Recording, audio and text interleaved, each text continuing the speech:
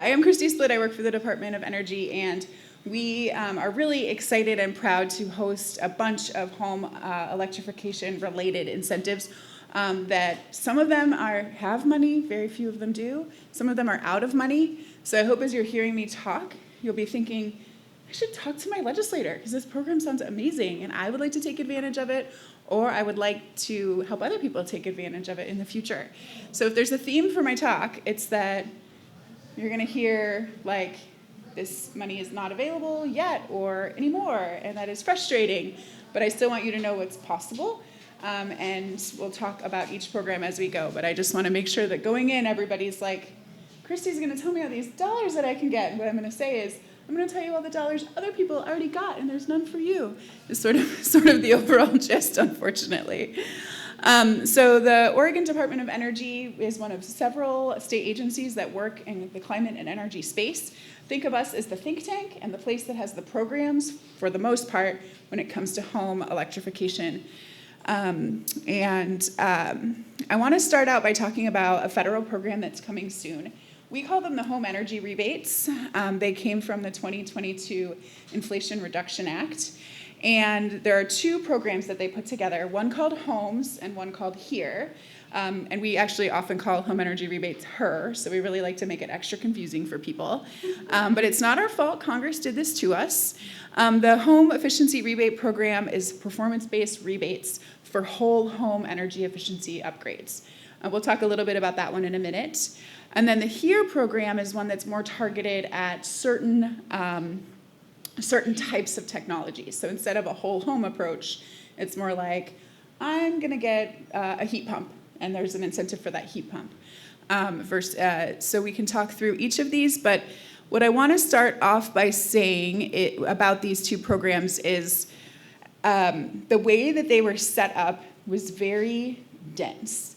So, for example, there's a 117-page application. To an application alone, think about how long that becomes when you fill in the answers, to apply to get the money. However, it's what's called formula funds, which means it's coming. So it's kind of interesting to me that they're asking for this really rigorous, thought-out application and program design before we can get going on the program. And I think what we've heard from a lot of people is like, well, the bill passed 2 years ago. How do you not have your program up and running? Well, only 2 states have their programs up and running. One of them is New York, and the entire bill for the HERE program is based on an existing program in New York. So they were just able to so they were able to basically apply, get the funding pretty quickly. They've been up for about 4 months, I think, and then Wisconsin just came online recently with that home energy rebate, appliance rebate program here. Nobody has the HOMES program up and running. So clearly the federal government decided that they wanted to have a really slow and thoughtful implementation process that takes a long time for them to do work. And then state governments, I don't know if anyone has told you government works slowly. Absolutely true. And it's mostly because, if you also think about it, we're always under the microscope, right? So if we make any mistakes, the government makes any mistakes, it's like a huge deal, right? So we don't have room for error. So it's like a very low risk type of pace that happens with everything we do as a state government, and the federal government, I think, even more so. So I just kind of want to set the context, because even I'm like, how are we 2 years in and we've got our application in? It's not approved yet, and we're hoping it'll be approved really soon because we're trying to get permission to start doing the work at the next time the legislature meets, which is in September. Yeah. And from what you already said, it sounds like we don't have to worry about the date that it ends because we're going to run out of money far before that. Yes, there's a question about, is there concern about the end date for the program from the federal government? And we in Oregon have no trouble spending money for home electrification real fast. So I don't think we'll have any issues with getting the money spent before we run out of time. So moving on, there's just really quickly, there's $45.8 million available for that HOMES program. That HOMES program, you'll see, has a low income allocation of at least 40%, and multifamily is at least 10%. So that already takes 50% of those dollars and puts them toward a certain population, which then leaves that sort of competition for the rest of the funds. In addition to those requirements, We also have to meet what's called Justice 40 requirements. And what that means is that the federal government, using 2010 census data, don't ask me, have designated, like on a map, areas that kind of count as what are called Justice 40 areas. And that means 40% of those federal funds have to be spent in those spots on the map.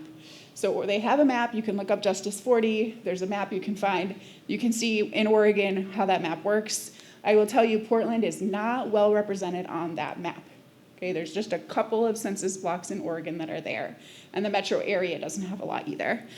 So that means that you have 40% that has to go to those spaces, plus 40% and the 10% that we just mentioned. So I just want to make sure everyone knows the program heavily prioritizes low-income folks. Okay, the home efficient appliance rebate has $45.6 million. Don't ask me why they're 200,000 different, I don't know. But that one has the low income allocation of at least 60. And by the way, the red is where we've made the decision to go stronger than is required by the federal government. So based on feedback from the public, we have a 60% low income allocation and another 20% low income multifamily allocation. And there's also some incentives to help contractors to work with low income populations. Contractors tend to not love to work with low-income populations. And in pilot projects around the country, we found that if you actually incentivize those contractors to work with low-income folks, they'll do it, because those low-income folks can be a little bit riskier to work with. And often there's like financing we'll give a rebate, but there's financing that needs to happen to complete the project. And so lower-income people are often a riskier financing partner. So that's what that is. And then I already mentioned Justice 40. But this is where the big money is, and this money is coming no matter what. And most of what I'm going to talk about is where the legislature may or may not choose to continue funding programs. I also want to mention something. This is a little tough to say because it sounds kind of maybe a little mean, but I think everybody wants to get a rebate, right? Like, of course, if you're getting this big project and you know there's money out there for someone, you want that someone to be you. It is my belief that when the feds passed the Inflation Reduction Act with these massive tax credits for energy efficiency projects in homes, which are already available and have been available for the past year plus, they were thinking, hey, if you have the money up front to get these projects done, then you should be the tax credit people. And if you don't have the money, you're like a low-income person, then you should be getting the rebates. And so I think that if you are thinking, I should wait and get the rebate, I'm thinking, like, if you can afford to do it and you can get the tax credit, like, you should do that, because a lot of people don't have enough tax burden for that tax credit to have any value to them. So that's who the rebates are meant for.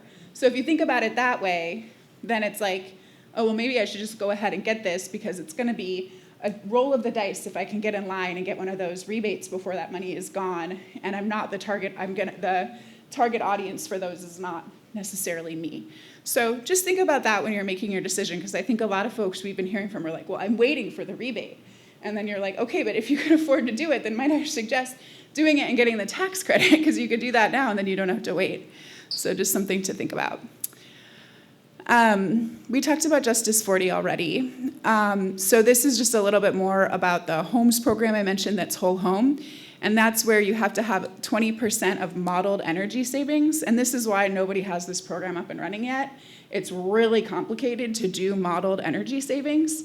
And then you also have to demonstrate that the savings are actually real before you write the check at the end. So it's kind of a really interesting program in that way. A lot of us are like, really? Okay, we'll figure it out. So that's that program. And then you get more of a rebate if you do 35% or more savings. And this is the one where a lot of people really wanted it to be retroactive.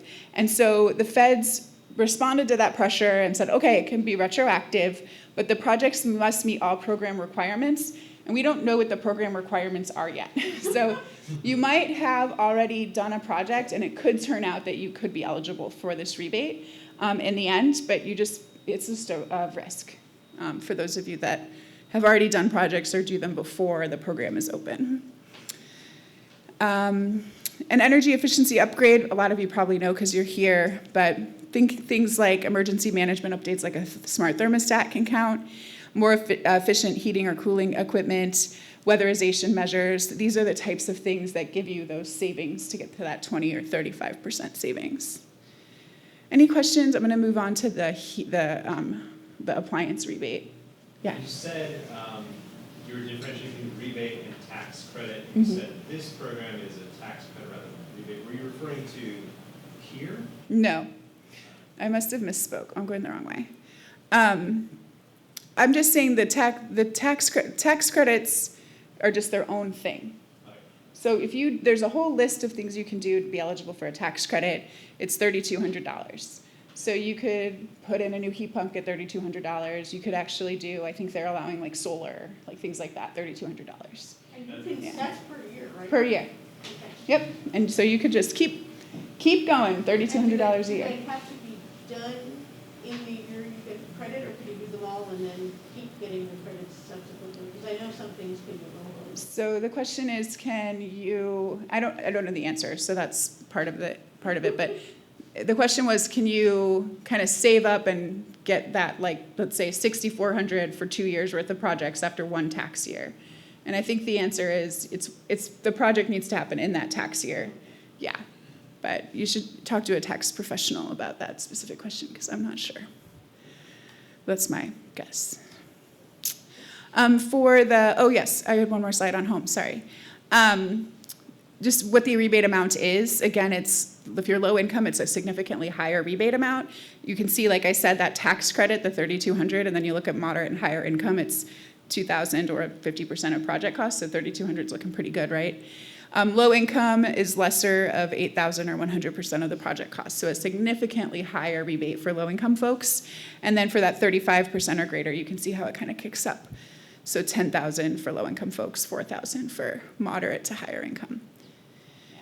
The Home Electrification and Appliance Rebate Program.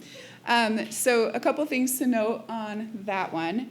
So first of all, this one does have a upper limit on income. So it's 150% of area median income is the cap. You can look up area median income on, there's like multiple calculators that are out there. And is it the current number or something? I mean, the last I looked at this, which was probably a year ago, they had it set for the last time, when they were thinking about this, which was a year back. So the question I'm getting asked is, based on when is it area media income?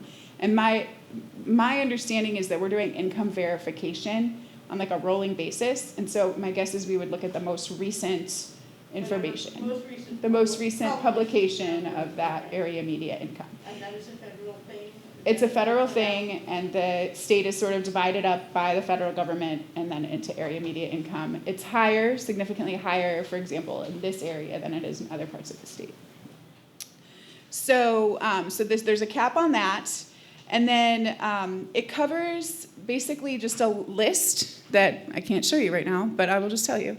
So it provides $1,750 for a heat pump water heater, $8,000 for a heat pump, an electric stove, like what is being tested out in the very cool kitchen that's here, $840. And then there's, if you need to do like significant electric load work on your house, that can be up to $4,000. So if you need to do work on your house in order to have a heat pump. And then insulation, air sealing, and ventilation, $1,600. New electrical wiring, $2,500. And a maximum per household rebate of $14,000. Yes, Pat? If you want to put in an electric or an induction stove, Mm-hmm. and you need electrical work, is it covered under that? Yes, so the electric load service center that I'm looking at here, I'm not even saying that to you because it's ridiculous sounding, but what that is like any sort of work that you need done on your home in order to be able to plug in. Yep. And the electric wiring is another $2,500.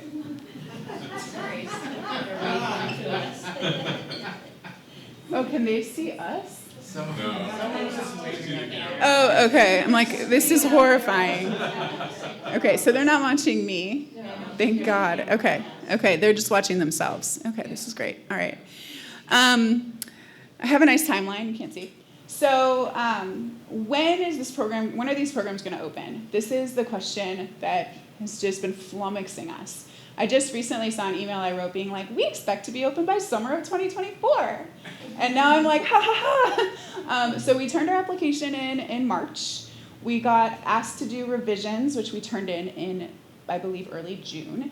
And our application has yet to be accepted and approved at this point since June. So they've had it since June, complete, with all of their requests for changes. What do you mean by accepted? I mean, they have acknowledged receipt of it, but they haven't reviewed it. The question is, what do I mean by accepted? I guess I was viewing accepted and approved as the same, and then corrected myself to the word approved.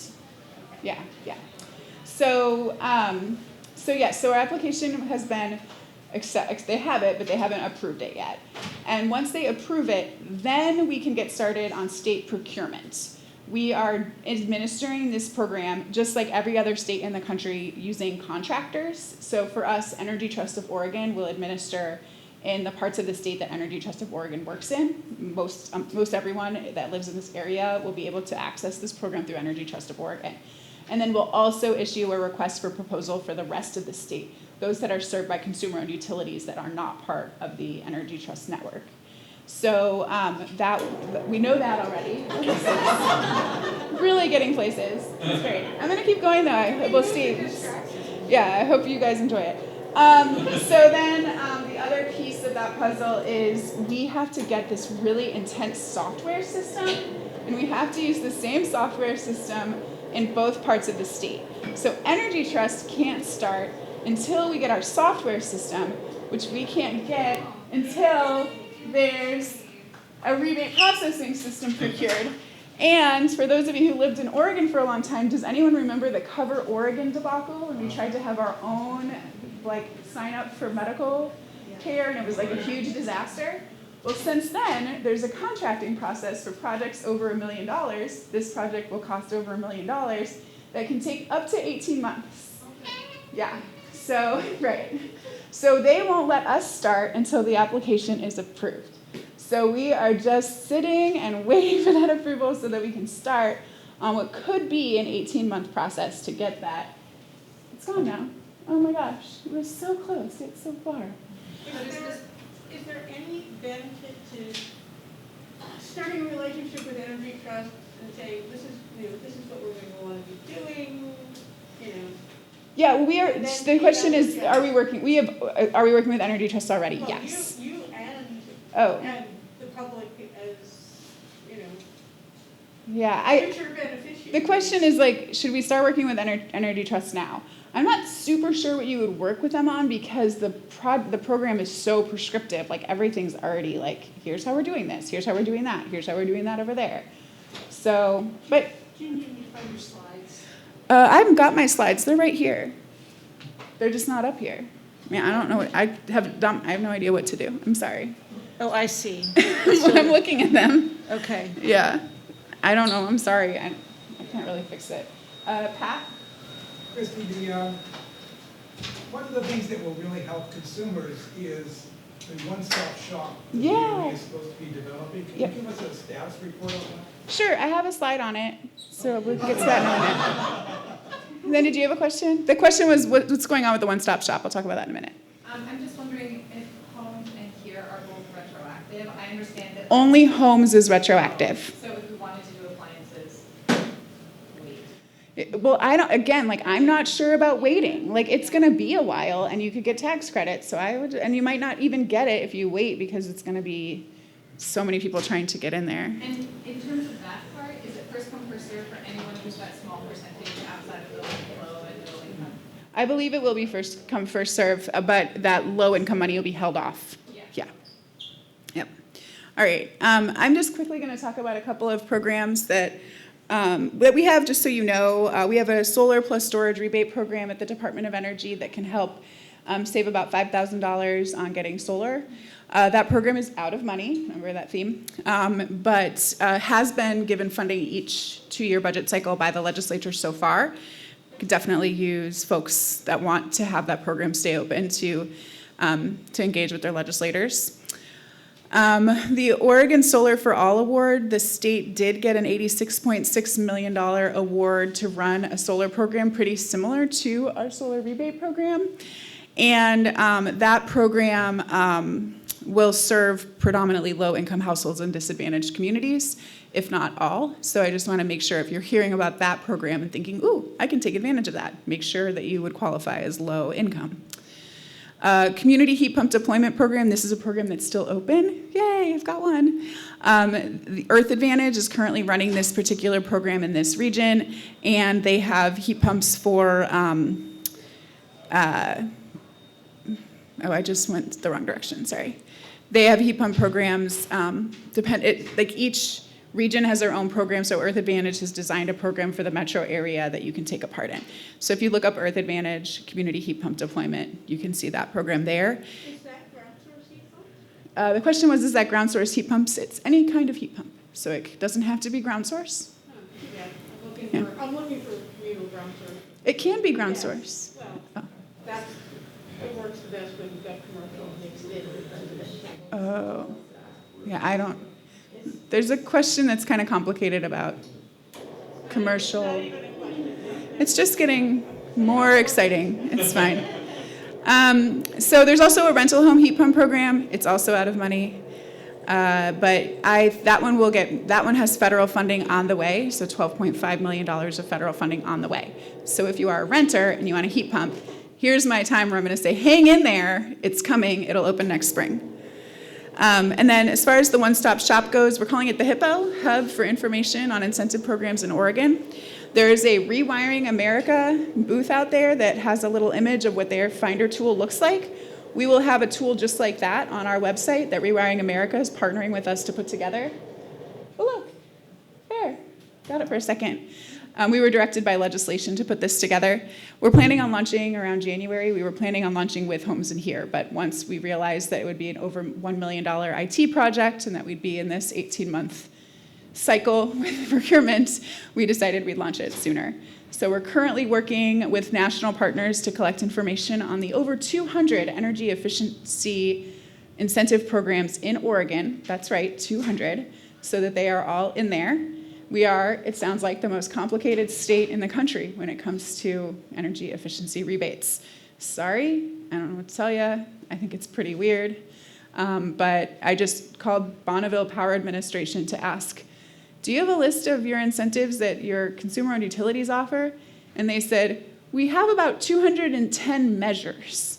And I'm like, how is anyone ever supposed to understand this? So we're trying our best to make it easier for people to understand. And my time is up, and I'm getting to my last slide. So you missed lots of slides in the middle, but landed right here. So here we go. Thank you. Yeah.